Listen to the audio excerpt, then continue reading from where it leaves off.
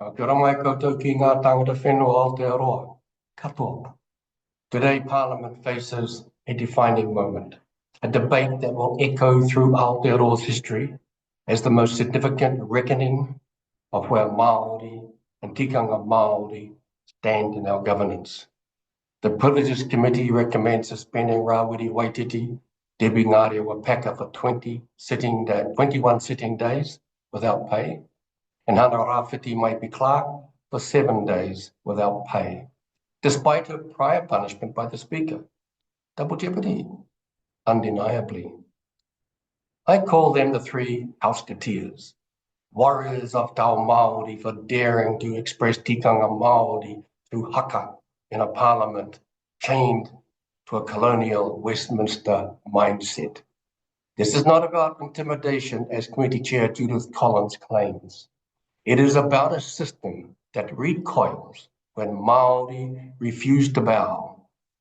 Collins told Radio New Zealand this haka impeded a vote, stopping ACT from voting.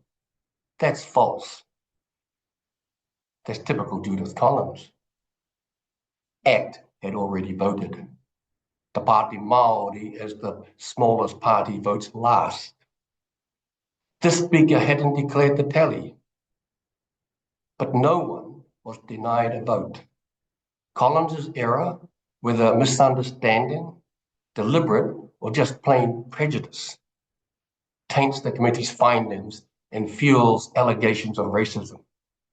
Her report, passed by a 5-4 vote, lacks the broad support advised by the Clerk of the House, David Wilson. It's not justice, it's the tyranny of the majority. This clerk's advice is damning. Historically, the harshest parliament for disorderly conduct is a 1-day suspension after naming an MP. The Privileges Committee worst penalty? A 3-day suspension for Robert Muldoon in the 1980s, with pay. Julianne Genter, found guilty last year for looming over a national MP. Julie got a censure and she apologised. Penny Henare, who joined the haka back in November, he got the same, a censure, and he apologised. Yet the three Ausketeers faced unprecedented suspension, 21 days and 7 days without salary, for a haka, which the majority of Kiwis, Maori and non-Maori, embrace as cultural expression. The clerk warned that such a leap from precedent risks appearing arbitrary.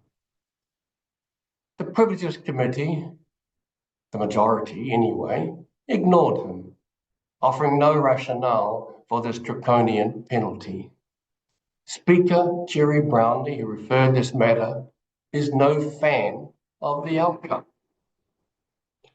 Last Thursday, he reminded MPs there are only recommendations that have been put forward by the committee, not a done deal. He called the penalties very severe and unprecedented, noting no MP since 1854 has been suspended for more than 3 days. Jerry opened the debate wide. 2 10-minute speeches for every MP, up to 120 MPs. This could stretch into weeks, months maybe, unless this government stifles it, which I suspect is what Chris Luxon intends to do. Jerry Brownlee's ruling is a clarion call. He's invited dissent, has Jerry, even a filibuster, to challenge this injustice and protect Parliament's reputation. Jerry has practically begged opposition MPs to seize this moment, and seize it they must. I urge every opposition MP, Labour, Greens, the Party Maori, to take both speaking slots. Flood the House with the truth. Tikanga Maori is not a threat. It's the heartbeat of Aotearoa.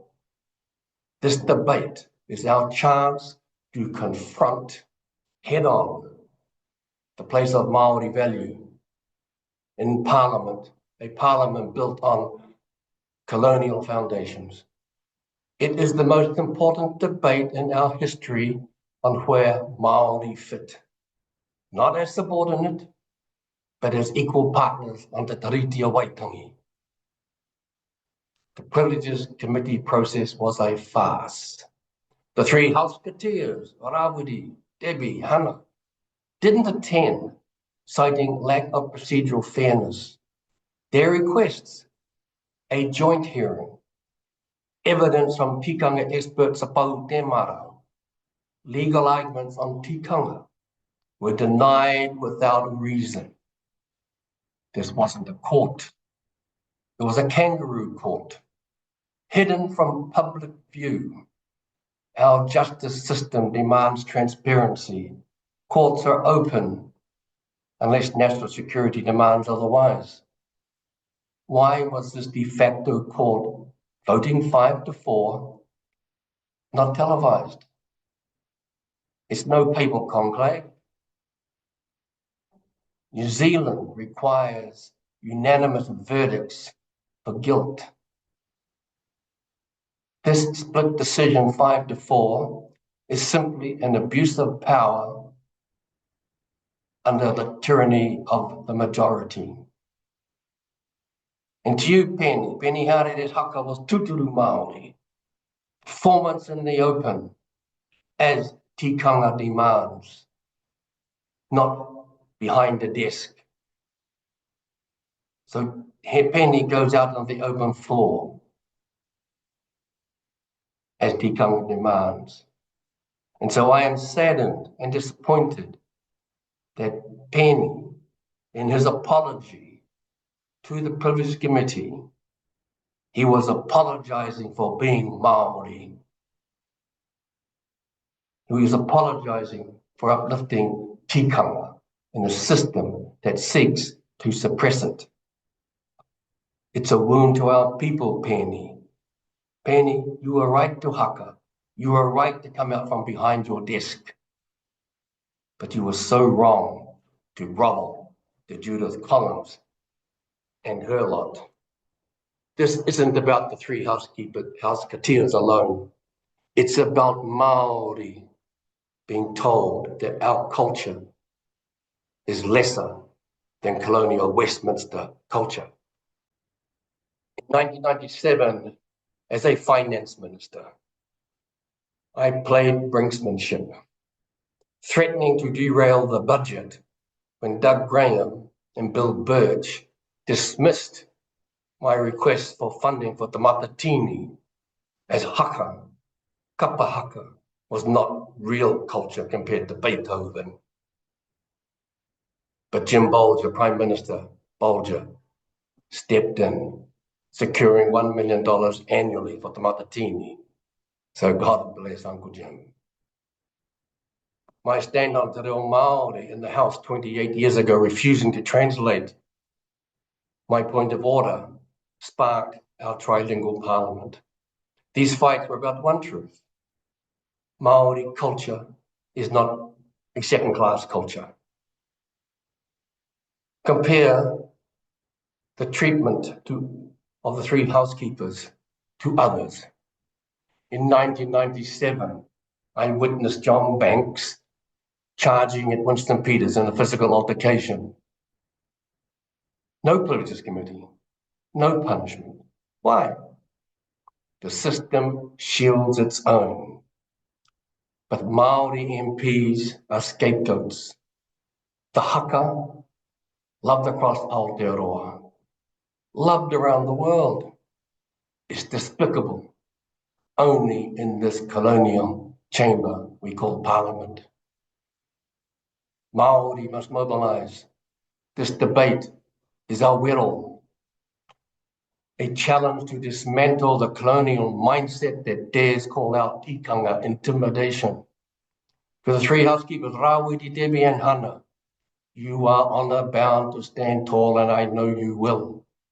To opposition MPs, speak, filibuster, amend this injustice.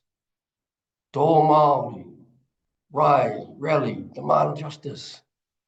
This is our time to assert that Tikanga Maori is not just equal, it's essential to Aotearoa's soul. Kia kaha, kia maia, kia marawanui.